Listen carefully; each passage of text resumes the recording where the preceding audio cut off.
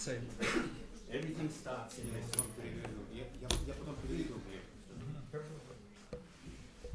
As Father Alexis has just shown us, the practice of music is as old as humanity itself. You know, there's nothing more mysterious in all of the arts that the human animal creates that music. It is the most subtle, it's the most expressive of the interior world of a human being, and it also is an art that is a communal art, and so it gives expression to the deepest communal longings of a culture. It expresses perhaps in some way the animus or the soul of a culture. And you know, the ancients looked at this in terms of an anima mundi, the world soul expressing itself, which you find a lot of reference to in Solovyov himself discussing this whole communal nature. And I think the origins of music, they are ritual. They are ritual origins. They're intimately connected with the human experience of looking from within time and space into the existent universe and trying to find peace within that. I mean, the experience of existential fear is as real 3,000 years ago as today, when we look at simply the largeness, complexity, and multi-layered reality of life within the time-space continuum in which we live, and then expanding out from eternity. Music gives us an anchor within life itself, and I think this, if you look at the earliest the earliest Christian hymn is from Oxyrhynchus. We know the notation, but we don't know what it sounds like.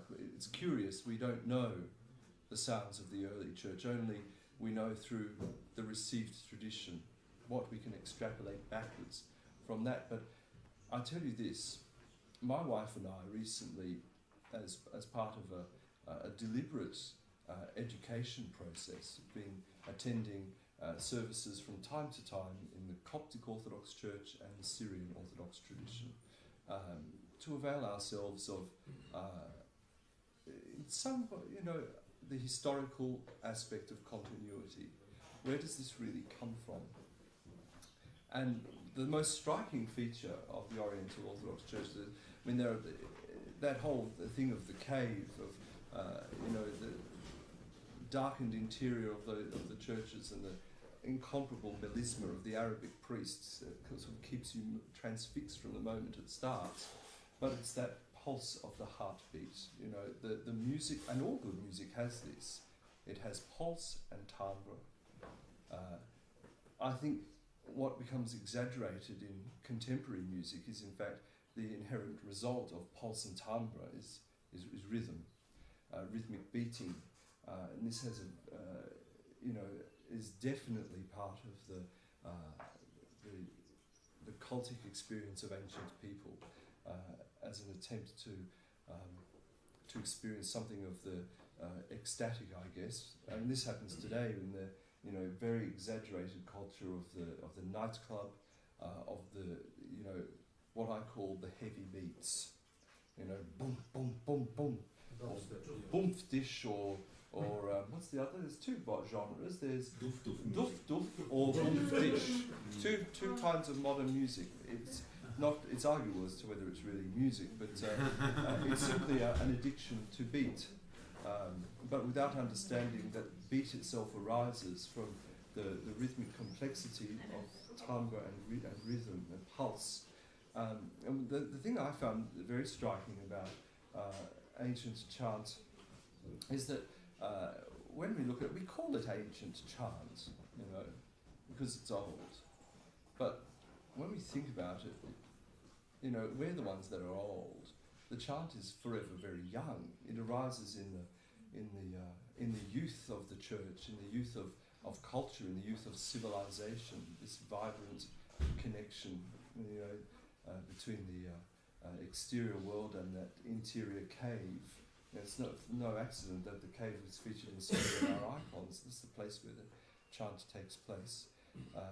When you go to an Egyptian church and you hear the chant begin, you know, the melisma of the Arabic priest, then very quickly you feel the pulse of the chant starts up.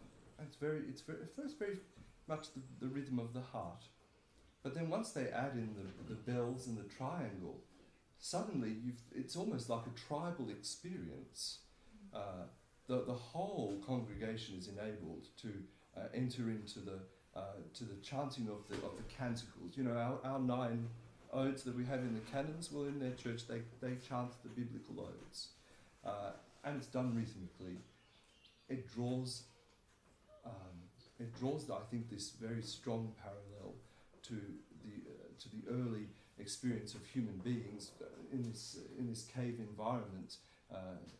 You know, this, and you can imagine the hostile world, fearsome battles with other human beings, bisons and wildebeests and mammoths, and it's a tale of continuity. The earliest recorded notation I think that we have is from Armenia, which I'm not sure how old that is, but some of their folk traditions I think go back almost 3,000 years in its recorded aspect. But we don't have a recording, you know, of what ancient music sounded like. In a sense, we're deprived. We can look at the image on the cave wall and we can extrapolate from that many ideas. But with music, we don't have anything left except what has come down to us mostly through folk music and through religious traditions. Undoubtedly, like all culture, it begins in the Fertile Crescent, and that, you know, Syria, Mesopotamia, down through to Egypt. When you stand in the service of a Coptic church and you hear them chanting away, the word for Lord is ep choice. You know, very peculiar language. It's most odd. You know, at first you hear them chanting in Arabic, and you think, oh yes, just like an Antiochian church or something. But then they start up in Coptic, and you feel yourself to be in Pharaonic Egypt. You know, the use of the bells and the triangle, and you know, the image of the hieroglyph is immediately before your mind, or you know, you're standing in a congregation where they all look like they've stepped out of the Fayum portraits, for heaven's sake. These big eyes and dark hair, and it's so strange. You know, here in Australia, in suburban Melbourne, you know that you're in connection, you're connected or in communion with a much older world that somehow speaks to this very day in a contemporary environment. It is strange. It is odd for us as Westerners, whether we're from Eastern Europe or Western Europe. It is still a European experience. And I don't think it's by accident that Western and Eastern European culture we keep finding ourselves going back to this Fertile Crescent for reference and calibration. This is where we emerged from. These were the thoughts I had in intending the... Well, it's interesting that if we look at the cycle of history, the West has either gone back to the East and been rejuvenated, has been filled with spiritual idea and awareness, or if it doesn't go back and rejuvenate, it becomes the most bloodthirsty, conquering culture in the history of the world, a culture that annihilates. No other culture has done that. Yeah. And we only need to think today what is happening to Egypt and Syria. You know, where Christian and Muslim communities in Syria have lived side by side for centuries in an uneasy but real truce, I guess. That's not the case now, is it? There's the death of an ancient culture as they face their very annihilation from their ancestral homelands, and with them goes Yeah, also Coca-Cola and McDonald's. With their passing, we lose something essential for us and for them. We live in a time where I think many things are coming to their end. Culture itself seems to be winding down, and there's a lot to think about in that. Thank you. I hope that we can all come together again. What's the answer? So what we practically take from that and take to our parishes? Be nice to come with instructions. So this is how it sounds, this is how it's the written, that's the tempo. So we're still improvising on this thing. So if we be proactive, so we take it and we say, let's going to sound like this in my show, and that's it, and then we base it. And there's going to be rapport, and people are going to be saying different things, and I can't pray, I can pray. Yeah. So And like you can if say it came from, if we were stronger maybe as a Christian, amount of people more, and someone from above would say, this is going to be like this, and that's it. And we all go to the church, and that's it. Forget, burn the old books, anything like that. just burn the books. And people That's Russian history. people will like jazz, and then we'll start hopefully, and then we'll pray, and God will give us, I'm sure He will give us the sign how it's meant to be. Because it's not, because what happens, why? Baroque music, look what's happened with that. I've been trying, Baroque music is Baroque music, Valera will know. Full bowl, lots of sound, now they say, no. Fast Look at tempi. the Baroque violin, yeah. the Baroque bow, we won't be able to do it. And they have courage, and they tell me, that's it, they've never heard it, like you said, we've never heard how it sounds. But because this is so strong, there is a course, there is a university course, Baroque specialists everywhere, and you become, well, doesn't matter how much I love Bach, the way I loved him for years, I have to play it now, it's balancing, because my bow, which I don't even have, would sound like this. Yeah, and we And only, I have to do it. it's only a matter of years until now that they're slowing down the tempi and Baroque And music we bring again. this all You know, everywhere. Why can't we do well, it? I think it shows very much that ideas are bound to the time in which they arise. We're talking about a musical genre that's very recent, Baroque music, and in many ways was, the completing cycle of the idea of diatonic music in the West, and it begins to break down after that. And even in trying to recapture Baroque technique, we realise that they are very much our own ideas, and that they change. Someone's So, idea, and that becomes the rule now. Cardinal And you're Newman going to said miss the job if you don't follow. to live is to change, and I think we have to allow that this idea of producing a perfect and flawless rendition historically is usually a recipe for a very dead end product. We have to be able to creatively interact with it, otherwise there's no point. Yes, I think I can add to that whether it's Baroque, whether it's Znamenny chant, it's a successful process when it's a cultural process. Right? When people have just learned to do something, or if you like, the Beatles and the Brandenburg concertos, and that's it. Right? And you want to hear the Beatles in your way because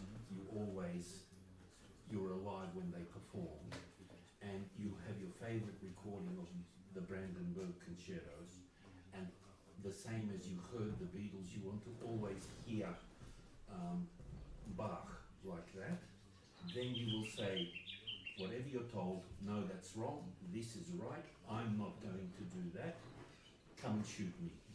Right? You're not going to take my recordings away. Whereas a gathering like this doesn't look at what is, or shouldn't look at what is exclusively right or wrong.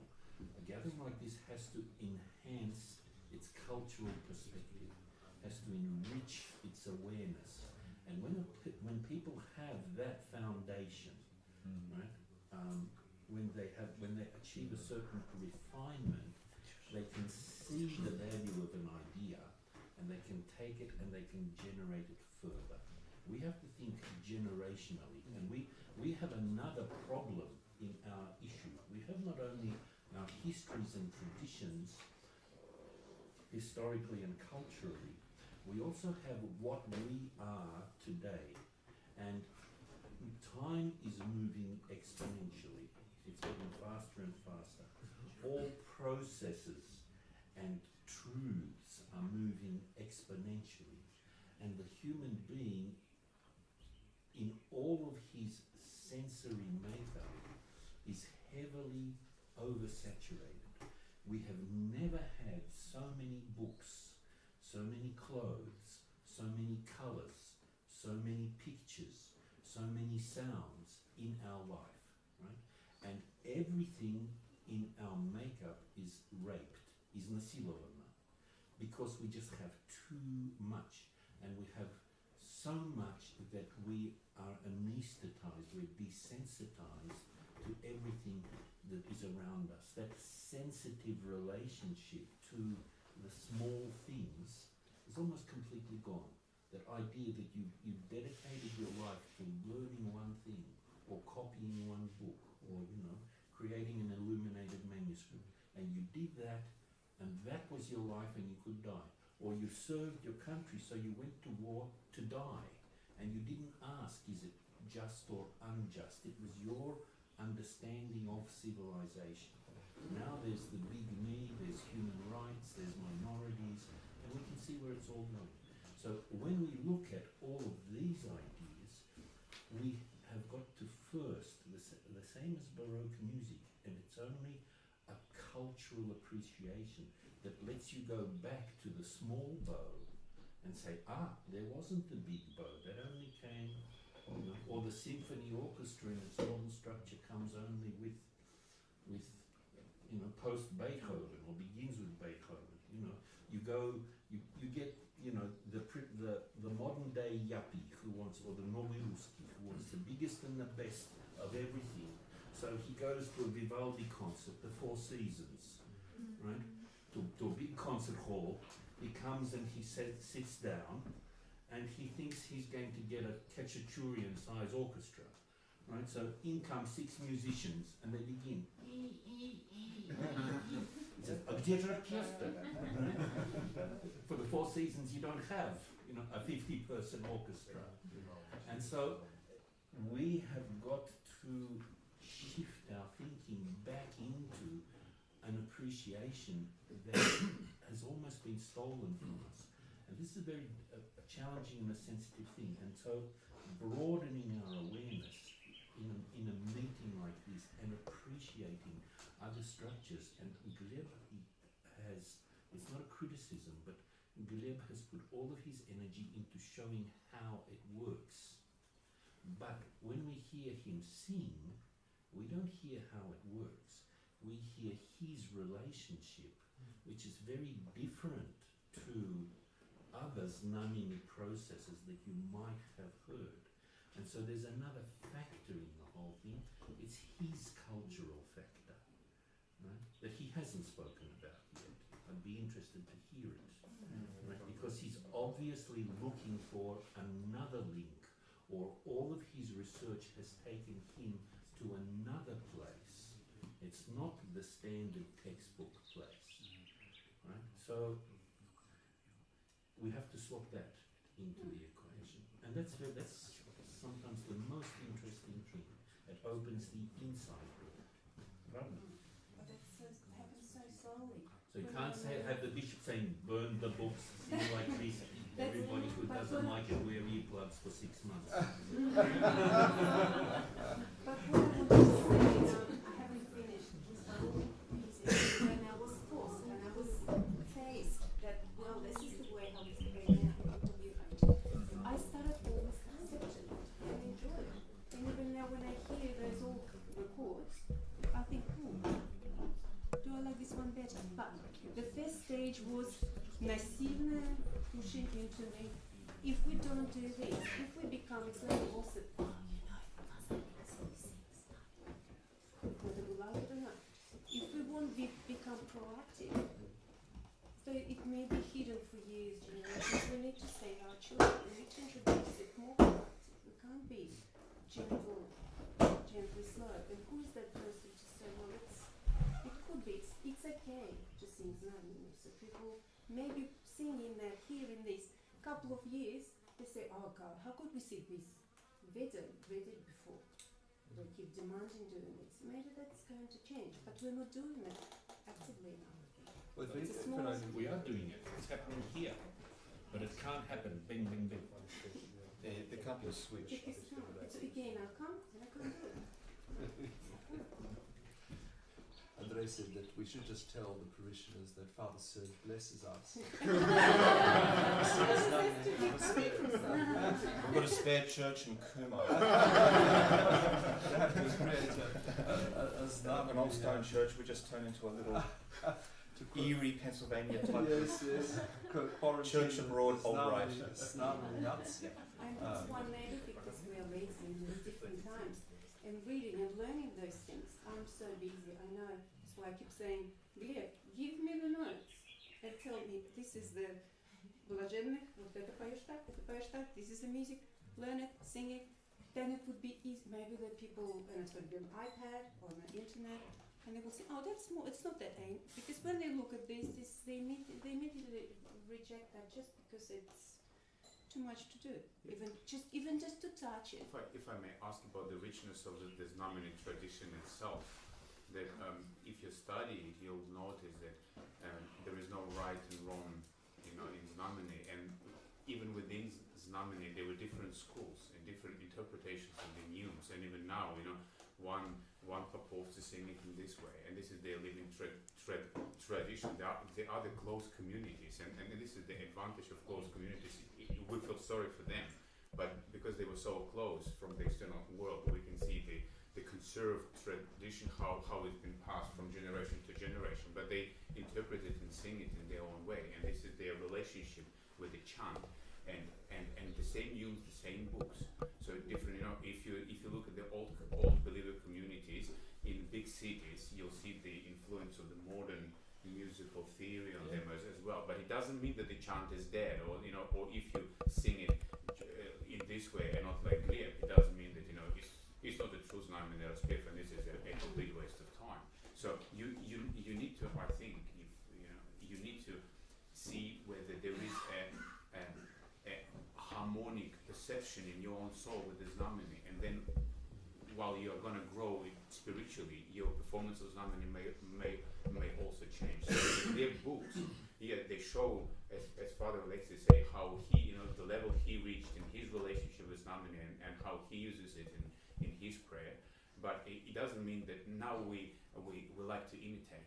We see the movie star and we just look like them. We see, they jump on the Harley Davidson, and we just want to buy Harley Davidson like monkey see, monkey do. The purpose of this even audios, right, is not to sing exactly like Gleb. We will never do, because we're not Gleb, and we will never sing like Father Serge just because we're not monks, right? But this is the opportunity to see. Oh, not you. Sorry. It's but this is an opportunity. It's a very I think. As we said a year ago, very intimate process, because when a person sings, he reveals something about himself, about his own feelings. You can't do it absolutely passionless, безстрастная opinion. There is no such thing. So, but I think that we need to look at it and crack the principle. See how it works in Gleb's or in Father Serge's interpretation. But we will need to understand it and interpret it according to our own understanding. If we are becoming if the shift happens between the form, so we are just imitating someone, but the processes don't happen inside, then we'll just become parrots, We'll just, we'll just, act as we are all believers, or we will act as we are Father Serge, or act as a Gleb, and we'll look like him, buy the white clothes, and you see what I mean? The chant is something living and something unique and intimate to each person who is singing. Looking for easy way out. There's no There's issue no there. issue. I will, I just mentioned my babushka's choir. We've been there for 45 years. They tell me every time I come, we're not going to change anything. At least I could give them the notes and we can try. But this way, I don't even have chance. It's only for the Saturday night service because it's me and my daughter and me. And it's a long journey. I mean, It's a long journey. It's a long But journey. if I had the music, and I just said, let's try. And I'm See if we glad, can do it in unison. We wouldn't be able to. personally, I'm glad that Gleb introduced us to the key, because last conference we provided a musical material in the notes, and people who didn't want actually to go deep inside, they just grabbed the notes and they thought, now we're going to learn the notes, and they treat the Znamenny chant as they're treating other repertoire like Bartnyansky. They grab the notes, and then as one lady from support told us that we learned it really well, we sung it a few times in the support, and then it became boring. So without understanding the core essence and appreciating the chant itself, they concentrated on the form, on the external thing, but they treated it in the same way as any other repertoire. I'm quite glad that it's not understandable, like with the Church Slavonic. You know, when we learn with our choir the Church Slavonic, I'm glad that it's not a simple Russian, because it's got some mystery to it, right? It's something different. It's not secular, and it's not easy to understand. So you need to put effort, but you're putting effort not only in learning the grammar of Slavonic. You along the way you understanding the theological concepts, the history. You see those dimensions that you wouldn't have seen if you just were given the Russian text and say just say in Russian. So this news, it doesn't necessarily mean that if you sing Znamenny by note, it's not a true Znamenny, right? So we need to change to the news. But this gives us such depth that we understand we can't just grasp it from, like this, now in one day I'm going to sing Znamenny by notes. That's what I wanted. This is what you want, yeah. I think that from my perspective is that everybody's circumstances are different, and to be totally honest, I think it's unrealistic to expect that the one model fit into everybody's situation, like a parish situation.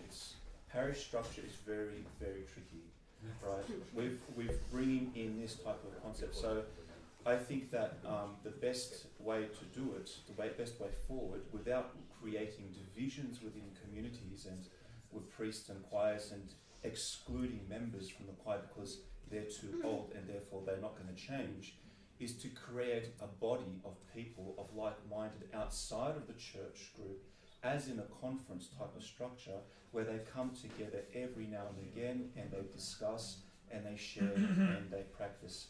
That's the way forward, I think, practically at this stage. Some places will be able to facilitate doing practical stuff straight away, and we can say that here at the monastery we have been doing that bit by bit. We're doing small things because, for me personally, and I consider now I speak for all the fathers here, everyone's on their own level of music. Tislik has a deeper and a more better understanding of Znamenny chant than I do, and my introduction to Znamenny has been a slow process, as for everybody here in the community. And it's not just a question of saying to everybody, right, we're going to learn Znamenny straight away, therefore you're going to learn it, even though we're more free to do it here than the parish structure. So what I'm saying is that even here, where we've had everything possible for us to learn Znamenny, the transition between mixing of traditions, even though we can call it a salad still, right? It's a slow process of this transition. It's very difficult. So since the last conference, right, 18 months ago, we have been doing, shifting our večernja, bits and pieces of it to Znamenny carefully. You can tell. And rather than trying to do all of večernja, we pick out one or two pieces and we just focus on it and we just stick with it and we just drum it out all the time, practicing over and over again, not wanting to create a repertoire that's going to be full and complete, because that's unrealistic. It's getting the monks here to become so familiar with it that they don't need to read the music anymore. And that's where you start to begin an oral tradition, is when you learn something by heart and having carefully over time moulding a community towards that direction. Now in a monastery it works, in our situation it works at least anyway. I don't think that works for every parish structure, right? if there's a parish that works like that, there's some in Russia, there's lots of them in Russia, of course, that works fine. But with Justin here, who has been technically my main support in guiding me, I have to say, and an excellent example of encouragement and insight into the chant, we've been able to begin to work a more practical aspect of Znamenny chant into our life here. And in his parish community where he is in Melbourne, he's been able to implement aspects of the service as well and create a little formula and stick to it and just repeat it over and over again, rather than thinking that that it has to be done immediately, or that it's a thing that's moulded slowly over time. But again, I'll go back to what I was saying earlier. With the parish structure, rather than thinking going back home to change everything, I think of that conferences make you think deeper, make you reflect upon what the church means. I mean, you go back to your parishes and you listen to your church chant, and you're probably going to say, "Oh, this is so boring," or "This is so right." You know, you'll start to look deeply into the way the liturgics are done in your parish. And I think that one of the best ways for people to move forward, apart from having conferences, is to see traditions living, and to see a tradition alive is to travel and to go to places to see where these things are working. Because we're talking about Gleb's tradition and where he comes from in Russia, that would be an eye-opening experience for all of us here, right? As well as going to see, and I could quickly introduce my theme, my topic about Turkey, where in October, where we are going to go to a region where is Armenian Georgian churches, where used to be Armenian Georgia. The border's been pushed back since World War One. And there's a whole group of churches and frescoes there. Down the south, not far from the Iraq border, are a group of Syriac monasteries. They're very large. In fact, they're the largest in the world. And people think, oh, Turkey doesn't, it's a Muslim state, it doesn't have any monasteries. They have the largest Syriac monasteries in the world. And they've got about 3 or 4 of them. And they practice in Aramaic. And we're going to be staying in 2 of them and listening to how the Aramaic liturgy is done in their language. So even though the Aramaic liturgy is not, we're not going to come back home and start singing Aramaic. God forbid. It's just not our tradition, right? As much as bringing back, the old believer rite of liturgics or chant, let's say, to Australia, it's not realistic. However, when you go to these places and you listen to them and these traditions, you reflect upon a deep. You have to you learn from history what the roadmap is for the future, for a better, deeper relationship with liturgics and how tradition evolves. Because if we don't know what we're doing, and if the Alex has been saying we just do it because for the sake of doing it, it's going to fizzle out very quickly, and it just becomes a concert, or it becomes a brand. We don't want Znamenny Pienia to become a brand. It has to become a deeper tradition. And I think that one of the ways of understanding that is to go to places, and we're living in an age where travel is more accessible than ever before. I'm not suggesting go on the internet, because you can go on the internet and YouTube everything, but I think that physically being in the same place, in those traditions, and watching and feeling and sensing what they do, is actually the deepest way of being able to make sense of how tradition evolves and what you are. Because when you travel, it's not just about seeing other places, you're thinking about who you are. What do you believe in? That's what travel actually does, right? Because all the time you're subconsciously thinking about where is home? What is home? What is your parish? What is God for you? What are your frescoes? Right? So I'm suggesting to people that the monastery setting here is far away from everything. I mean, we could have had more people if we did it in Melbourne or Sydney, But I think that going to a neutral location as well and learning about Znamenny and learning about tradition is very important as part of that travelling experience as well, because you're away in a neutral setting and you go back and you will reflect upon, even though logistically it's hard to get here, you reflect upon your home life situation with, without the distractions of everything around you in big cities. So I suggest that change has to change for not burning the books when you get back home, but let's just get that straight, or going to your parish priest and start saying, demanding that we can sing Znamenny Penny. If the church leadership and if the top leadership structure is not going to be interested, I'm very, very wary of pushing the point with them. Don't do it, because it's a lot of people. It's a lot of them. They don't want to do it. Matushka Media, you can see the problem, with this type of issue in Japan as well. The Japanese tradition, I will speak on, if I may be free to speak. I think Matushka will be able to give a much more interesting aspect of Japan. But for me, Japan is very interesting because it's borrowed tradition from Russia, from the 19th century repertoire, and just literally dropped it into Japan. Just dropped it, literally, in a sense that the first time I went to a Japanese liturgy in the church there, the cherubim hymn was Bartniansky in Japanese, and I think I was like in shock at the altar table for the first 2 minutes, trying to work out where I am. Even though I couldn't understand the language, I could pick up the music. I think, why are the Japanese singing Bartniansky, right?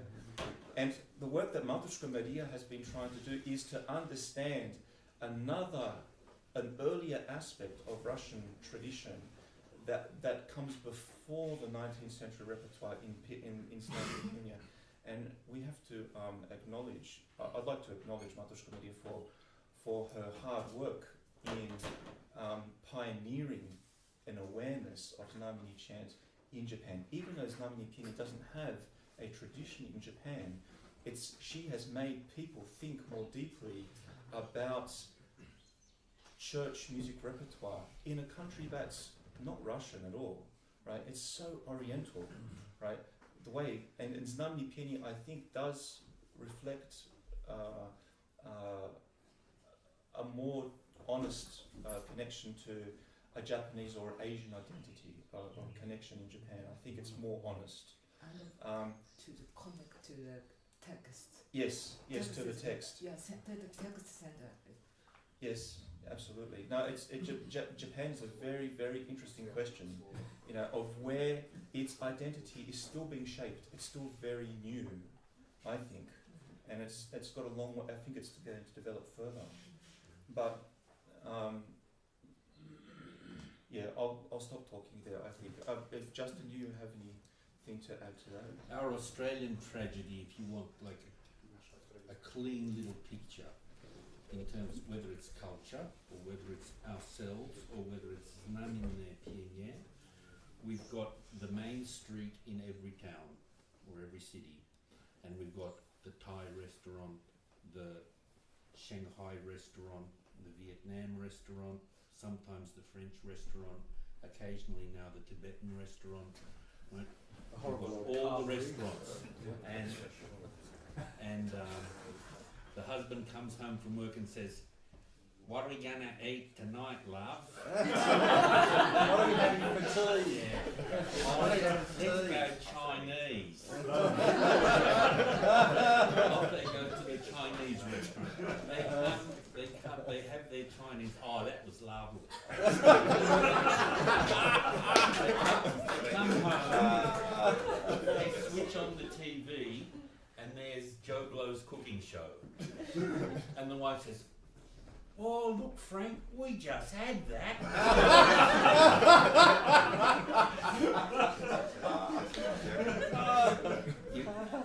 That's like saying we're going to sing Just Znamenny. Well, that's like saying we're never going to travel, we're just going to pick up this thing. Right? What Father Serge was saying, when you travel, it's a two-way experience, because any civilization, any culture, any tradition is connected to time, is connected to environment, to seasons, to landscape, to costume, to diet, right?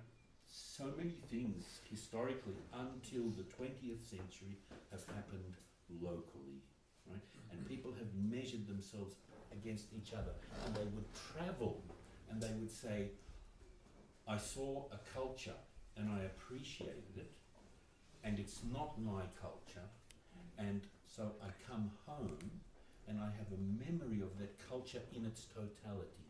Whereas now we will say either we go to a Chinese restaurant or we have alternate herbal medicine, Chinese, with needles and blah, blah, blah. And they don't realise that for medicinal process, it's a philosophy, it's a religion, it's a diet, it's a lifestyle, it's a yin yang, it's the way you eat and sleep and everything else, and it's a total experience. We have to be very careful in this oversaturated society that is raping us, right? That is generalizing us, and that is letting us believe that if we went out and had a Chinese dinner on Pitt Street, we went to China and we understand everything about Chinese cooking. It's completely wrong, and we mustn't transfer that understanding that's being passed through the computer, through the 24-hour shopping, through everything, all the things that are available endlessly to us, right? What's his name? Daniel Barenboim gave a series of lectures a few years ago, interesting lectures on music, and he began the Reef lectures, and he began one lecture about the aspiring symphony orchestra conductor that has finished 4 grades of piano, right? And he switches on the CD and he lifts his hands and brings them down, and bang, right on time the CD begins, and the first, waves of the slow movement of whatever begin, or Beethoven's fifth da da da da, right? And he's there in his bedroom going dum, and he thinks he's conducting the 5th Symphony. He's not.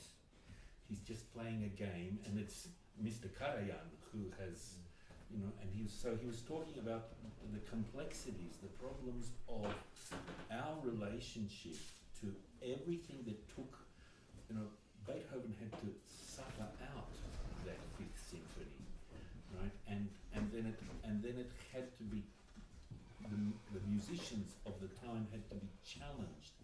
Everything was an ordeal, and it's now appreciated in a different way, and that we can switch on the 5th Symphony 10 times a day, listen to it every day of our life if we want, listen to it, know it by memory, and if we compare that to the person who perhaps went to a symphony concert 2 or 3 times in their life, spent months getting ready, cleaning up, choosing a dress, getting everything in place, what would the memory, the experience of that unique presence do for them? How would it impact on their life?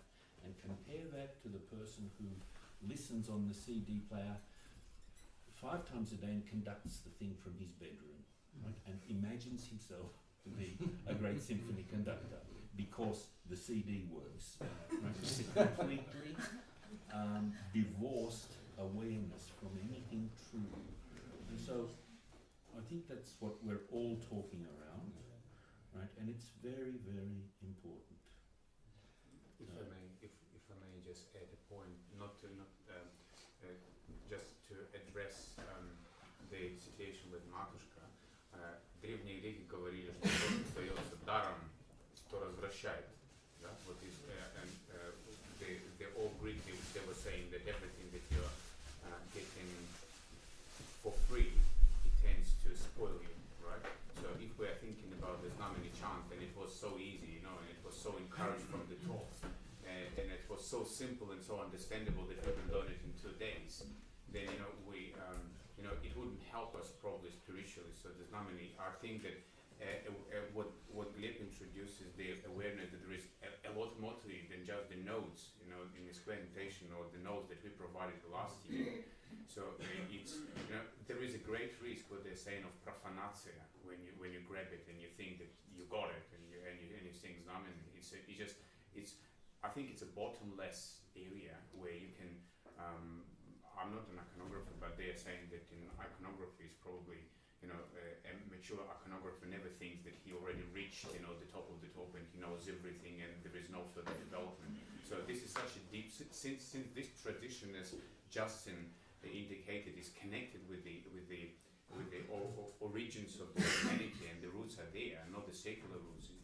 It's connected with the inner person who lives in us. I think it is a bottomless tradition, and at the same time it's quite unique and universal at the same time. And what actually this particular seminar could show, that there is a lot more to it than just getting the notes or learning even kruki, right? It's an educational process, and this process needs to happen like here, in the same way as there.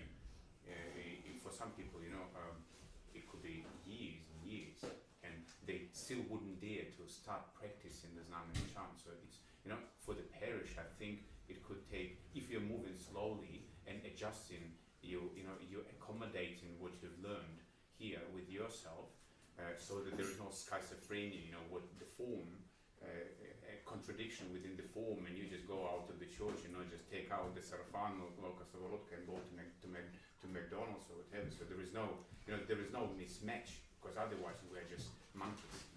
So in this particular case, it's a journey, and as we said, a year ago, it's a journey, and whether we are going to reach the end, it doesn't really matter. What matters is the journey and the direction where we are going, and in God's hands, how it's going to. But we shouldn't expect that after this seminar we'll be motivated and agitated, and given all the weapon in the world and understanding to go back, and now we are, and more authority to teach the people. It should be very. I think these seminars should be very humbling for us to realize that there is a lot more to it than we ever think. We should appreciate, the cultures and experiences of each other, and know that, don't rush in these things. So, like you can't teach iconography in 2 lessons. Now, похудеть за 10 дней, to lose weight in 10 days, learn language in 3 lessons, it doesn't work this way. But at least we contemporary Russian cultural identities are saying with great anxiety, Antichrist придет через Sofrina. We don't want Antichrist to come through Znamenny. But at least we can.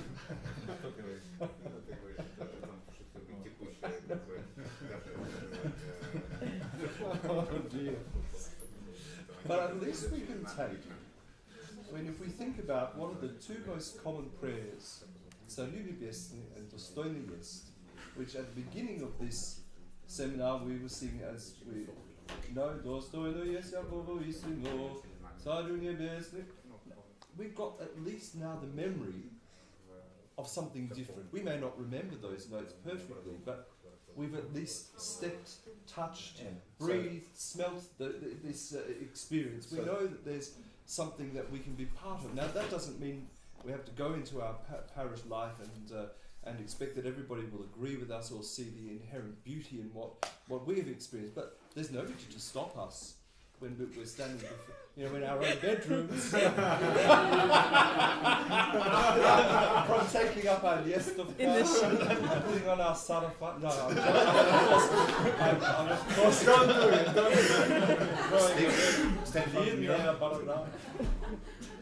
What I'm saying is that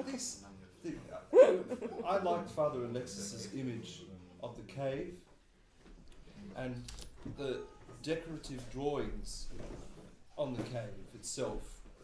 That's what's left of that experience of our ancient ancestors. Now, if we think that every time we in fact pray, every time we take up the scriptures to read them, every time we sing one of the prayers of the church, we are actually participating in mythic activity. You know, we are organising our reality. We are importing an understanding of who and what we are and what we understand of God's presence in our life. You know, we're relating to something outside of ourselves and curiously within ourselves. We take that cave with us. We've received some insight into this. We've got a few notes on our tongue now. We should be grateful for that. Yeah, we it should may actually not create a revolution, but we've the sounds and the hymns that we've learnt. If people are asking what they've learnt and what they're going to do when they go back home, my strong encouragement is to actually practice what they've learned, even if it's been two things technically, or the gospel commoners really learn, because the only way that you learn to make a transition or to adopt a new beginning is to seriously work at it, and that's each individual's responsibility. That can't be done collectively, and you can't teach any choir or any group unless you know first what to do. You can't teach the theory unless you've lived it and done it yourself. So when I learnt the tones myself personally, and when I was a very young fellow here at the monastery, well, I wasn't here at the monastery at the time, but Father Alex wasn't here, and the Father Makarios and Father Euphemi, who's here with us at the moment, they weren't very good at the tones and not very good at music, and they had a problem because one of the brothers that was here used to know the music had left for a couple of weeks, and they didn't know Glaspiati, and they said, well, I'll search, Siroja, they said, do you know Glaspiati? And I said, no, I don't know. And they gave me a cassette of Metropolitan Ilarion, our Metropolitan, and when he was a young priest monk, sing all the glossy. He just put the melody onto a tape. He gave it to Father Makarios as a parting gift from all the glossy, Prakimni, Irmasi, and everything like that. Tes Makari never listened to it. So Tes Makari gave me the cassette, and he says, right, we need to learn tone 5. We're going to have a problem. We're not going to have anything to sing glass. He says, we've got to learn it. So I had a few days